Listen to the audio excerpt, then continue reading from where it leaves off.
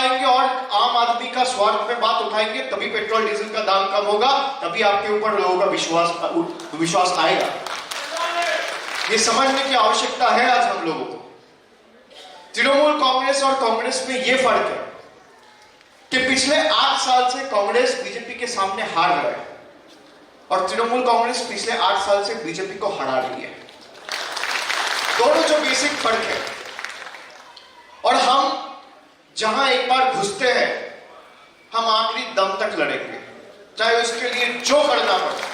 और आपका इस लड़ाई में हर जगह तृणमूल कांग्रेस के जो समर्थक जहां पे भी लड़ाई करेगा, हर जगह आप मेरी मदद, सहायता, आपको जहां भी जरूरत पड़ेगा, मैं आपको वादा करके आज जाता हूं। 1 घंटा समय दीजिएगा आने के लिए।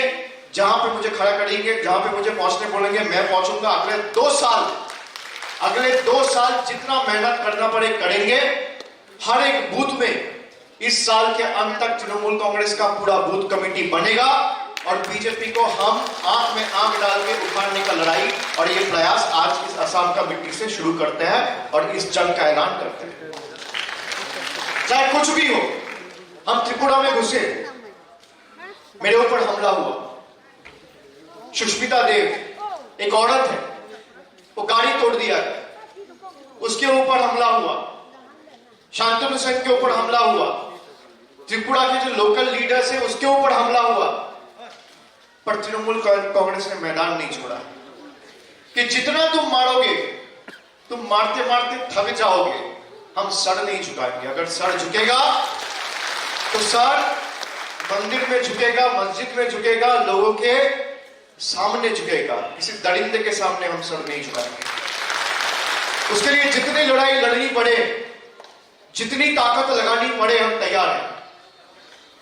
और पार्टी ने जब ये जनरल सेक्रेटरी और अर्थात महासचिव का दायित्व और रिस्पॉन्सिबिलिटी मुझे दिया है, मैं आपको यकीन दिलाता हूं कि जब लड़ाई हम लोग शुरू करेंगे तो पीछे देखने की आवश्यकता नहीं है। चाहे कितना कठिन हो रास्ता, आगे चट्टान की तरह हमें या कंधे में कंधे मिला के लड़ना है।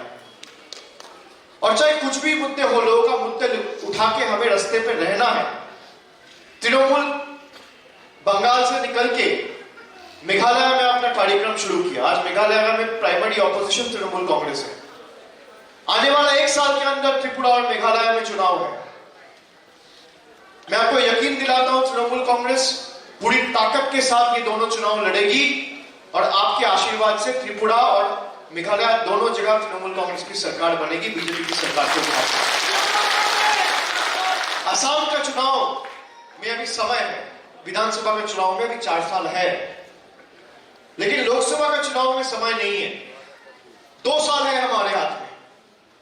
इस 2 साल में आप खाली मुझे इतना भरोसा दिलाओ कि 14 सीट में पूरा ताकत के साथ आपसे जितना बन पाया, जितना हो पाया, आप लड़ाई करेंगे और 10 सीट तृणमूल कांग्रेस को इस असम की मिट्टी से देंगे। मैं आपको यकीन दिलाता हूं, बीजेपी को उखाड़ने के लिए जिस हद तक जाना पड़े, जो करना पड़े, हम करेंगे। हम सर नहीं झुकाएंगे। हमारा गला भी अगर काट दे, हमारा शरीर का आखिरी खून का बूंद तक हम लड़ते रहेंगे। और सीबीआई, ईडी दिखा के तृणमूल कांग्रेस को डराने धमकाने का जो प्रयास बीजेपी करती है, उसका कोई फायदा नहीं है। आपके सामने मैं खड़ा हूं, मुझे 10 बार ईडी बुलाया, 10 बार सीबीआई बुलाया, मेरा घर रेड किया, मेरा घर में घुसा है, मेरा घर में घुस के सवाल जवाब किया है, मुझे दिल्ली बुलाया है। आप सुन लीजिए, और मैं ये ऑन रिकॉर्ड बोलता हूं, बीजेपी का हिम्मत है तो बीजेपी कुछ करके दिखाए। हम सर नहीं झुकाएंगे और आखिरी दम तक ये लड़ाई लड़ते रहेंगे। ईडी सीबीआई दिखा के तृणमूल को डराने धमकाने का काम जो करता है, वो बेवकूफी का काम कर रहा है। उसको लगता है यहां का चीफ मिनिस्टर को जैसे भाई सीबीआई और ईडी दिखा के उठा के ले गया, तृणमूल कांग्रेस को वैसे दबा के रखेंगे। कांग्रेस को जैसे दबा के रखते हैं या दूसरे दलों को जैसे दबा के रखते हैं, वैसे उनको दबा के रखेंगे। हम दबने वालों में से नहीं है, हम सर झुकाने वालों में से नहीं है। जब हम कोई लड़ाई लड़ता है ना, तो बॉर्डर पार जो सैनिक खड़ा होता है, जो मानसिकता के साथ लड़ता है, हम भी उसी मानसिकता के साथ लड़ते हैं कि जिस तिरंगा के लिए लड़ रहे हैं, या तो उस तिरंगा को लहरा के आएंगे या तो उसमें लपेट के आएंगे। हम जिस फ्लैग को, ये जोड़ा फूल का जो सिंबल है, अब देखिए बीजेपी का जो चुनाव चिन्ह है उसमें एक फूल है, हमारे में दो है। हम सबको साथ लेके चलने में से हम अकेला कि मैं ही कर सकता हूं, और एक संप्रदाय में लड़ाई लगा के अपना राजनीतिक स्वार्थ के लिए जो लोग काम करता है और समाज को बांटने का जो लोग काम करता है, उससे खिलौना कोई नहीं हो सकता है। आपको बात करनी है, आप डेवलपमेंट के एजेंडा पे बात करो। मैं पहली बार असम आया हूं, मैं बीजेपी का कोई भी बड़ा नेता हो, छोटा नेता हो, चुनौती देता हूं कि असम में तुम्हारा 6 साल से सरकार है। यहां पे जितने भी कैमरा है, मैं सामने बोल के जा रहा हूं, आप लोग को गवाह रख के कि 6 साल से तुम्हारा सरकार है असम में। 2016 से सरकार है। तृणमूल कांग्रेस का सरकार बंगाल में 2011 से। 10 साल हमारी सरकार है, 6 साल तुम्हारी सरकार है। डेवलपमेंट, गवर्नेंस, तरक्की, सोशल सिक्योरिटी, सोशल स्कीम को सामने रख के लड़ाई लड़ी जाए कि 6 साल में तुम्हारा सरकार, डबल इंजन सरकार क्या किया, और 10 साल में बंगाल का सिंगल इंजन सरकार क्या किया। मैं अपना रिपोर्ट कार्ड लेके आऊंगा, तुम अपना रिपोर्ट कार्ड लेके आओ। 10 गोल देख के मार्च से अगर विदा ना कर दिया तो मेरा नाम भी अभिषेक बनर्जी है। तुम अपना रिपोर्ट कार्ड लेके आओ, मैं अपना रिपोर्ट कार्ड लेके आऊंगा। जगह तुम तय कर लो, चैनल तुम तय कर लो, समय तुम तय कर लो। जहां मुझे पहुंचने बोलोगे मैं पहुंच जाऊंगा।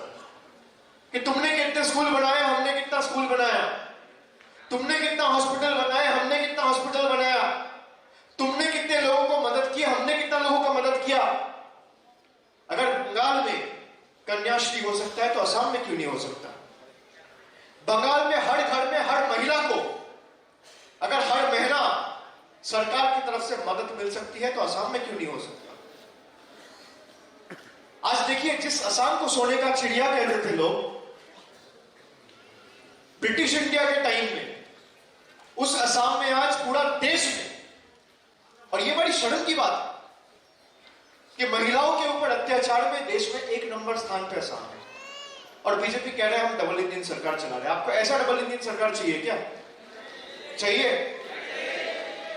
अब देखो, 30 से 32% लोग इस असम में अभी ऐसे हैं जिनको प्रॉपर सैनिटाइजेशन व्यवस्था का कोई उपयोग करने का सुविधा नहीं है। 60% लोग ऐसे हैं जिनके पास सैनिटाइजेशन हो, हॉस्पिटल हो, या पढ़ाई लिखाई का ठीक से उपयोग करने का सुविधा नहीं है। बेरोजगारी रेट बढ़ती जा रही है। अब देखो, ऐसा देश में हम जी रहे, ऐसा प्रदेश में जी रहे जिस प्रदेश में सिनेमा को फ्री करने के लिए टैक्स उठाया जाता है, और मेडिसिन के ऊपर, गैस के ऊपर, पेट्रोल के ऊपर 18%, 20% जीएसटी लगाया जाता है। आप ऐसा समाज चाहते थे क्या? जहां पे अपना राजनीतिक स्वार्थ को हासिल करने के लिए एक सिनेमा फ्री कर दिया जाए, और चीफ मिनिस्टर और बीजेपी नेता जाके सिनेमा देख रहे हैं, और पेट्रोल का दाम हो गया 110 रुपया। खाने का जो तेल है, सरसों का तेल 200 रुपया लीटर। 400 रुपया का गैस 1000 रुपया। ये अच्छे दिन चाहते थे आप? बताइए। 400 रुपया का गैस 1000 रुपया, 1200 रुपया कह रहा है कोई। मैं कल किसी को बता रहा था, कोई मुझे आके बोला भाई साहब क्या जमाना आ गया, 400 रुपया का गैस हम लोग को लगा था अच्छे दिन 200 होगा, अब 1200 रुपया 1000 रुपया हो गया। मैंने कहा 400 रुपए का गैस 400 रुपए ही है, 1000 नहीं हुआ है। 400 रुपए आप दे रहे हैं, और बाकी जो 600 रुपए एक्स्ट्रा दे रहे हैं वो बीजेपी को वोट करने के लिए आप पेनल्टी दे रहे हो। तो ये पेनल्टी अगर आपको देना है, पेट्रोल 70 रुपये ही है, कल सरकार अगर बदले, नई सरकार अगर आए, फिर से पेट्रोल 70 रुपया होगा। ये मोदी और बीजेपी को वोट देने का पेनल्टी आप दे रहे हो, 50 रुपए एक्स्ट्रा। हर बार जा रहे हो पेट्रोल पंप में 1 लीटर पेट्रोल बाइक में डलवा रहे हो तो 50 रुपया मोदी जी को देते हो। ये याद रखना। तो अच्छे दिन का जो सपना दिखाया था, और डबल इंजन सरकार की जो बात करती है, इतना दिन से यहां पे सरकार है, क्या हुआ? जो लोग सीए एनआरसी का नाम पे आप लोगों को गुमराह किया, 2-3 दिन से गृह मंत्री असम में थे, एक शब्द बोला सीए को लेके, एनआरसी को लेके। बंगाल में वो जाता है एनआरसी सीए को लेके कुछ और बोलता है, असम में आता है तो कुछ और बोलता है। ये जुमला कितना दिन तक चलेगा? हमें हर बूथ तक पहुंचना है, हमें डट के लड़ाई लड़नी है। हमें अगर वो डरने से हमारा स्वागत करेंगे तो हम प्यार से उन्हें समझाने की कोशिश करेंगे, लेकिन हम झुकेंगे।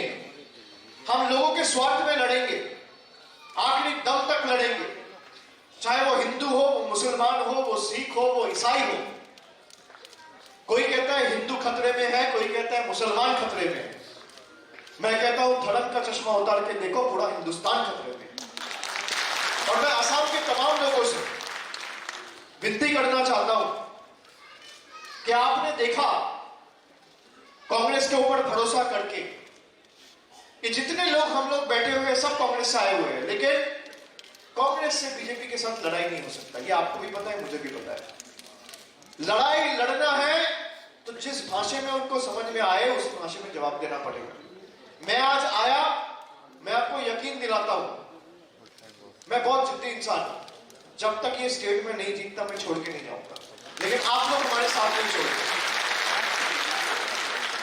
असम के हर एक नागरिक के लिए लड़ाई हम लोग लड़ेंगे। जो इतना बड़ा बड़ा बात कहा था ये करेंगे वो करेंगे, क्या हुआ? कुछ नहीं हुआ। अब देखो, धर्म के नाम पे, संप्रदाय का नाम पे देश को बांटकर अपना राजनीति ये लोग चला रहे हैं। हम लोग कभी सोचे थे 5 साल पहले, 7 साल पहले कि आज ये स्थिति होगी देश की?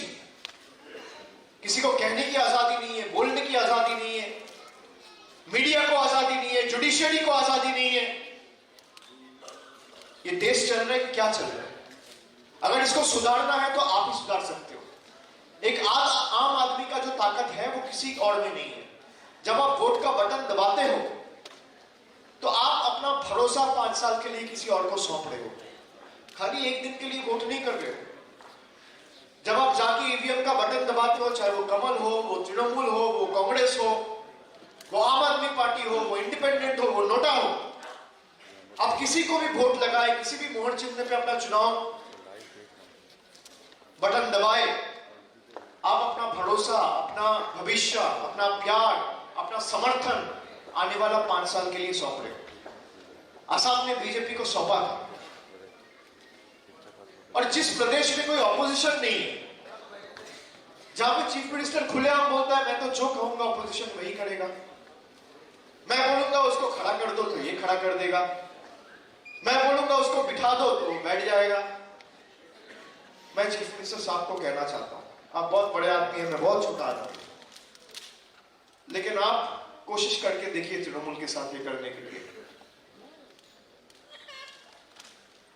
आपकी जो ऊपर बैठे हुए हैं दिल्ली में, 1000 कोशिश किए, धमका के, चमका के, ईडी लगा के, सीबीआई लगा के, इनकम टैक्स लगा के, तृणमूल के ऊपर वार करके तृणमूल को घर में बिठा दे। अब लोहा समझते हैं, लोहा को जितना जलाएंगे लोहा उतना शक्तिशाली होता है। तृणमूल कांग्रेस ऐसा है, आप जितना वार करोगे हम उससे दुगने ताकत के साथ आपको वार करेंगे। आपको अगर लगता है आप तृणमूल कांग्रेस को डरा धमका के कर लोगे, आप करके देखो। जितने यहां पे कार्यकर्ता बैठे हैं, मैं आपको यकीन दिलाना चाहता हूं कि हर जगह पे आप लड़ाई लड़ेंगे। जहां पे मेरी जरूरत है मैं खुद आऊंगा, किसी को भेजूंगा नहीं। लेकिन आज से अगर ये लड़ाई शुरू हुआ तो पीछे नहीं हटना है। जिस बूथ पे हम लोग को जाना है, जहां घुसना है वहां घुसेंगे, लोगों को बताएंगे कि हमने क्या किया और आसाम की तरक्की के लिए क्या कर सकता है। 14 सीटें आसाम में, कोई छोटी बात नहीं है भाई। आसाम क्यों दिल्ली का रिमोट कंट्रोल बना रहेगा? आप चाहते हो आसाम दिल्ली का रिमोट कंट्रोल बना रहे?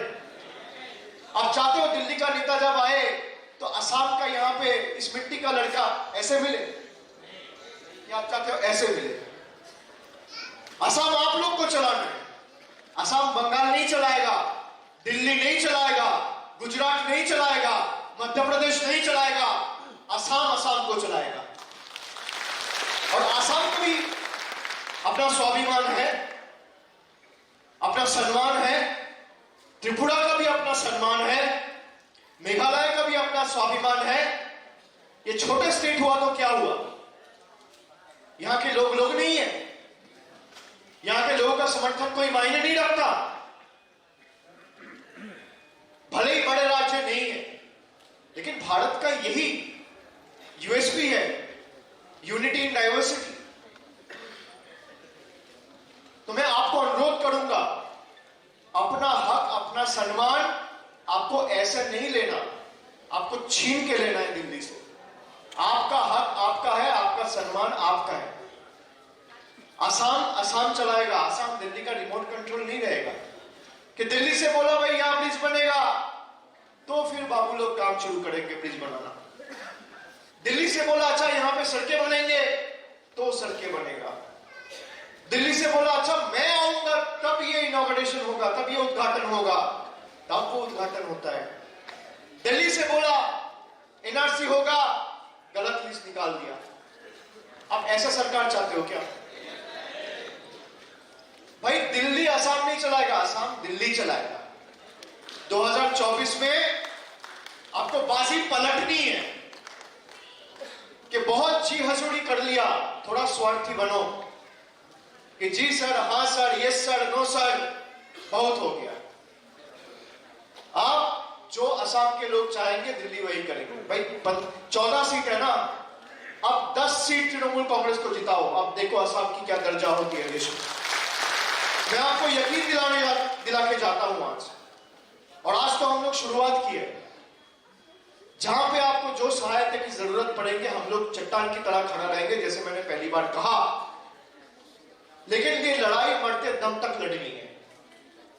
आप सोचो अगर 2 साल हमारे पास समय है, त्रिपुरा में हम गए, 3 महीना में चुनाव हुआ, municipality, urban local body elections, वहां पे 20% वोट लेके तृणमूल कांग्रेस आया 3 महीने में।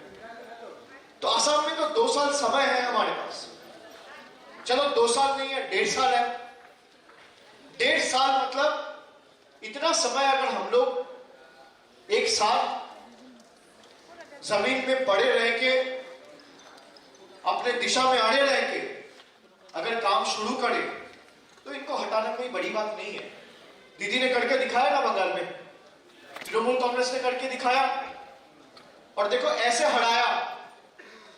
क्या ऊपर से डेली पैसेंजरी करने में भी लोग को शर्म आता है। जब इलेक्शन आएगा तब आएगा, उसके पहले नहीं आएगा। खाली जुमला के ऊपर जुमला। तो इनका जो जुमला है, इसके खिलाफ में जो लड़ाई करना है, आपको सही फैक्ट और फिगर सामने रख के लड़ाई करना है। और मैं इनको कहना चाहता हूं कि आपको अगर लगता है कि भाई गवर्नेंस के मुद्दों पे लड़ाई होना चाहिए, डेवलपमेंट के मुद्दों पे लड़ाई होना चाहिए, आप तय कर लो कहां लड़ाई करना है। असम में लड़ना है, दिल्ली में लड़ना है, गुजरात में लड़ना है। आप चैनल ठीक कर लो, समय ठीक कर लो, मुझे बता देना। अपना रिपोर्ट कार्ड आप लेके आना, मैं रिपोर्ट कार्ड अपना लेके आऊंगा, और जनता को तय करने दो कौन सही है कौन गलत है। नमस्कार, मैं हूं मानक गुप्ता।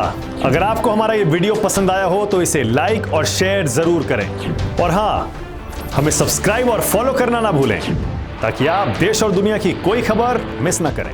तो जुड़े रहिए हमारे साथ और देखते रहिए News 24।